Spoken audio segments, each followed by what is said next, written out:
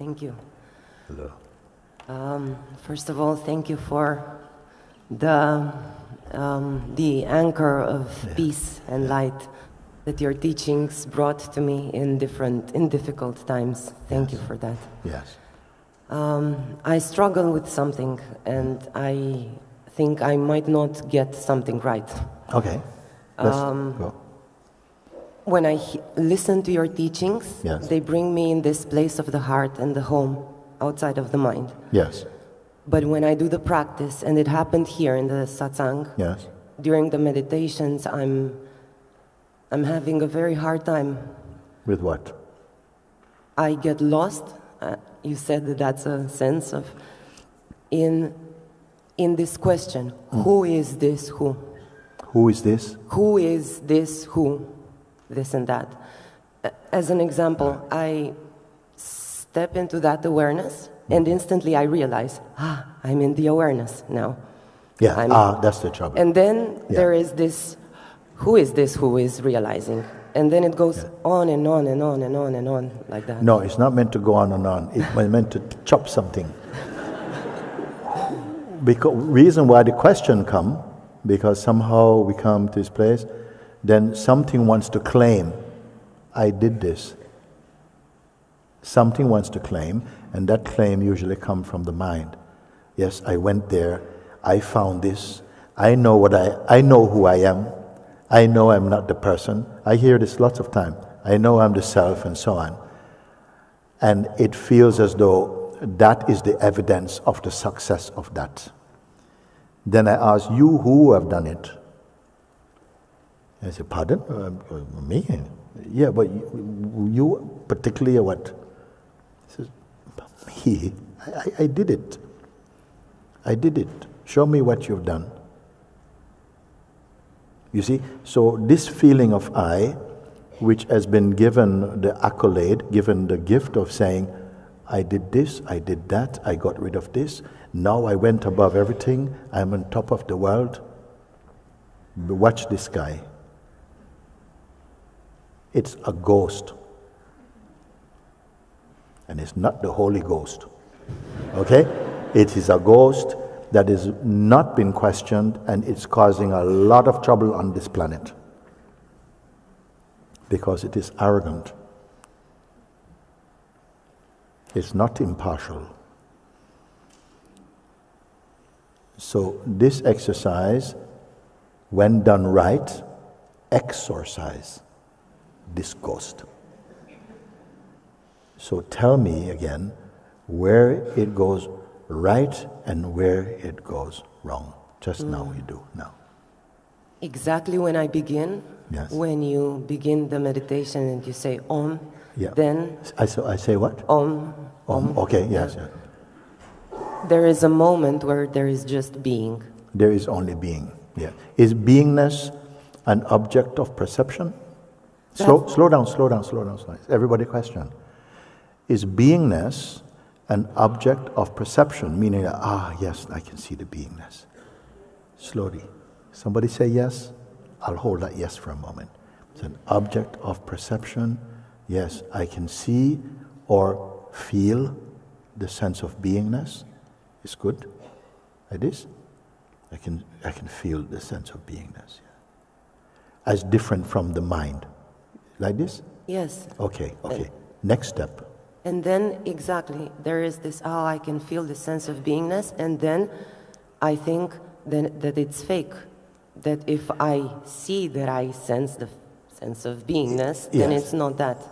And then I'm in the mind. And then I get lost. Slow.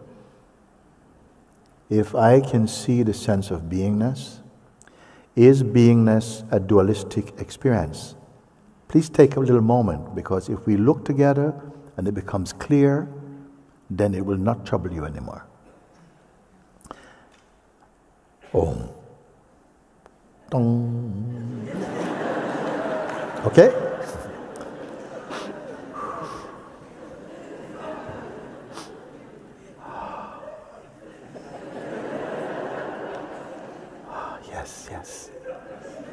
Yes. Now I can feel sense of being. I and being. Feel being. Then question come? Maybe I'm lying to myself. That's Maybe always you're blind or lying? Lying to Then myself. the question comes, what, when the beingness is felt? Yes, I feel it. Yes. And then because I realize that I feel it. Yeah, you're feeling it. So you are separate from the beingness, Yes. feeling the beingness. Yeah. Okay. Are you less than the being or more than the being? Let's slow down. It's worth it. I feel the being. So the beingness is an experience that I'm tasting. I feel it. Am I greater than the beingness or less than the beingness? Let's slow down.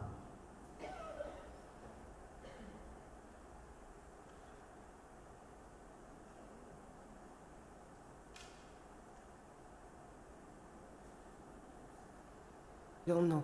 Okay, so I can see the beingness, you see? The mind comes and says, I got it. I can feel the beingness. Oh. Feels nice. But then what happened? When does the trouble come? And the next point, now, after this, can feel the beingness, and then? I doubt it. It's not arrogance, I doubt it. No. Then doubt come, and the doubt says? This is not it. The doubt says, this is not it. You're lying to yourself, this is not it. This doubt, is it friend? Slow. The doubt come. You have not found anything in your life as nice as this. So doubt come. You're lying to yourself. This is not it. Is doubt come as a friend to help you?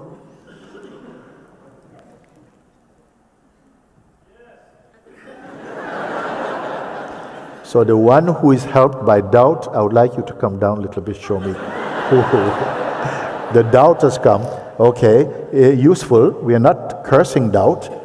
We are going to make use of it, because whatever we find, we may find, okay, step 1, 2, 3, bing, beer, done it, thank you, we're gone. But you say the doubt has come that you are not it. Okay, so what do? I give up, it's not working. Or you say, hey, wait a second. The doubt says you're not it. Okay, now what? Doubt has come to help you. You're making a mistake. You're not this being. You're not this being. Okay, and then immediately you feel, you believe the doubt immediately, believe doubt, and then what happened? Everything breaks in pieces. Yes. That's my experience. It's millions of pieces where so I the don't doubt know. Was more true than the beingness, or less true, or equal? I'm sorry, can you repeat? The doubt that came, because beingness was very nice. And something going, it's not good. It's not true. Okay? Now something is disturbed, not even this. So it's not like somebody give you, I'm looking for the beingness, somebody, look, here it is. No, it's not. No. It's not an object. Beingness is not an object of your attention. Not yet, maybe later. Now some shift has happened from the place of person and to somehow a sense of spaciousness and peace, where the mind in its was seen like, okay, something is beyond this kind of mind storm now place. But quickly a voice comes, not it. Exactly. And how quickly you shrank. Is this it? So how valuable is the doubt? The doubt comes from the doubter. What is this doubt? Something that always hijacks your happiness. It comes quick and says, oh, it's not it. And not only were you able to say, and you are it, it immediately went shoop. So why it was attackable? Because you were experiencing it as merely a belief, not your experience. Which is more real, your mind or the sense of being? Which more feel like you? The sense of being. The sense of being. And the doubt comes to tell you, not this. Could it be this false friend who come to put you off? Put you off. You see, when we say the mind, you're catching the mind, and the closer you come to exposing the thief, he keeps throwing stones in the bush. And you're coming, and put you off the scent. Because you're easily put off the scent. I watched something one time. They say when the police are training, they got these dogs, sniffer dogs, to catch drugs and stuff like that. They're trying to find the dog that is the right kind of dog. So they put them to smell to get used to sniffing out drugs.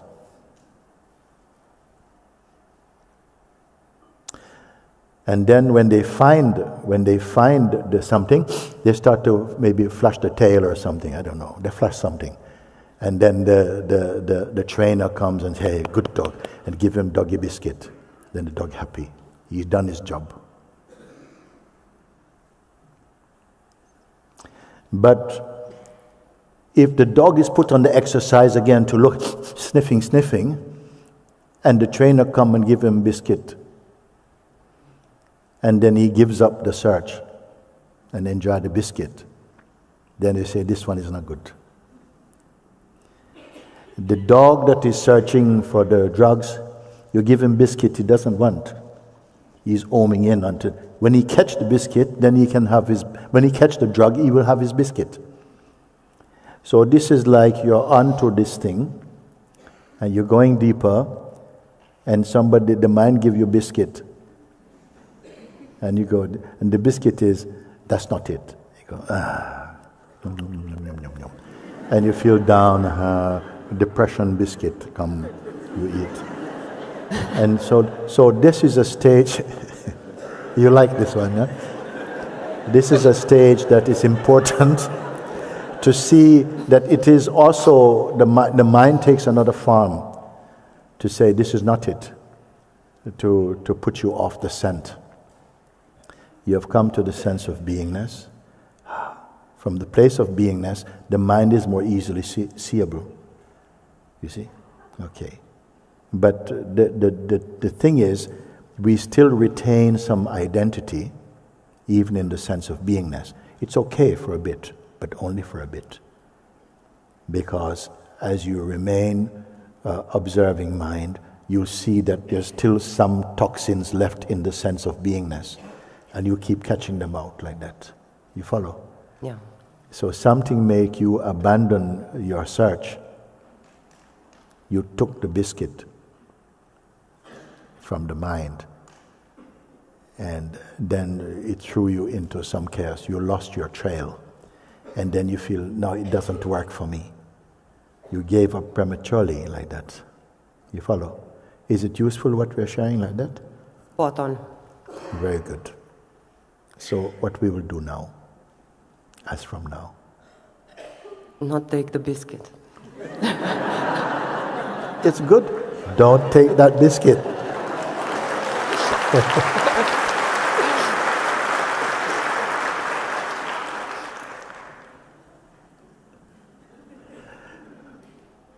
Do that exercise either now or you tell me tomorrow what you find. From the card? Huh? The exercise from the card? Whatever works. It may be from the card, it can be from sitting. It could be from sitting. Mm-hmm. It can be sitting today also, you can watch tak. Then something can come whenever. Do it and let me test it out with you. Yes. It feels good? Yes. And just a follow-up short, if I took the biscuit, yes. I don't want to follow the doubt, it just happens. And then when it breaks in those pieces. When it what? When it breaks in those pieces that I said about, is there a way back? Can I see, this happened and... Yeah, now you will see it. Now you'll see the doubts arising, and you say, actually, right now I can see again this feeling of doubt is coming. Okay? The biscuit is being offered. But it's still only something perceived. Say, that is also perceived. Don't purchase that. Stay only as the weakness. Stay only as the formless weakness. Don't pick up anything from the mind. This is such a valuable thing, because many people are easily put off because you are looking for this.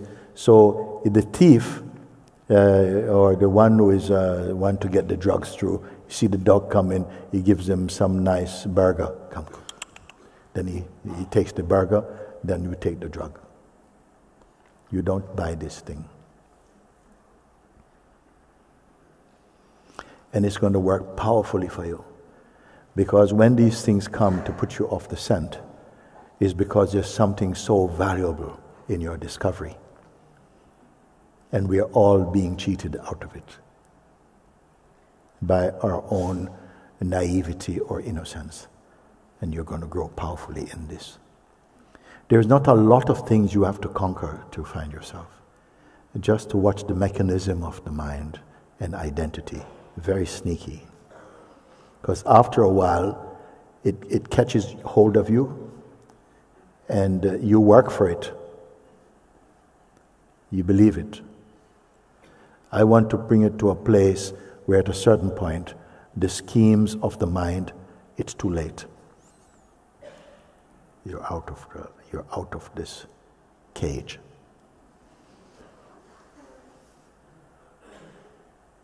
Thank you. Good. Thank you. Yes. Thank you.